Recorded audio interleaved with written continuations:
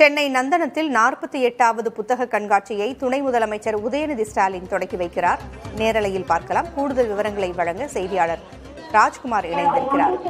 ராஜ்குமார், 48வது புத்தக காட்சியை தொடக்கி வைக்க இருக்கிறார்கள். என்னென்ன ஏற்பாடுகள் செய்யப்பட்டிருக்கின்றன? கூடுதல் விவரங்கள் என்ன?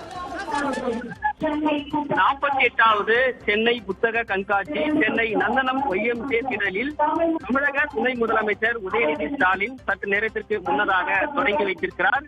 இன்று முதல் வரக்கூடிய ஜனவரி 12ஆம் தேதி வரை புத்தக கண்காட்சி நடத்துவதற்கான ஏற்பாடுகளை பப்பாசி செய்திருக்கிறார்கள். 900 அரங்குகள் அமைக்கப்பட்டிருக்கிறது. இந்த புத்தக கண்காட்சியை கிட்டத்தட்ட 30,000க்கும் மேற்பட்ட புதிய புத்தகங்கள் இடம்பெறும் என்று பப்பாசி நிர்வாகிகள் தெரிவித்திருக்கிறார்கள்.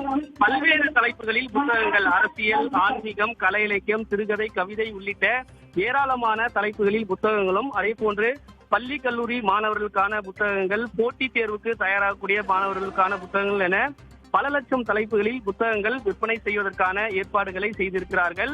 ஒவ்வொரு நாளும் கவியரங்கம், கருத்தரங்கம் உள்ளிட்ட நிகழ்வுகளும், புத்தக வெளியீடு நிகழ்வுகள் நடத்துவது, எழுத்தாளர்கள் கவிஞர்களுடன் உரையாடல் போன்ற பல்வேறு விதமான நிகழ்ச்சிகளை நடத்துவதற்காக திட்டமிட்டிருக்கிறார்கள்.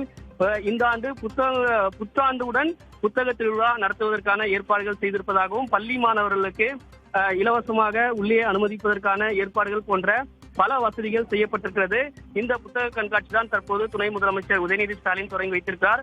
அமைச்சர்கள் அன்பில் மகேஷ், மா சுப்பிரமணியன் உள்ளிட்டவர்களும், பப்பாசி நிர்வாகிகள் உள்ளிட்ட அனைவரும் இருக்கின்றனர்.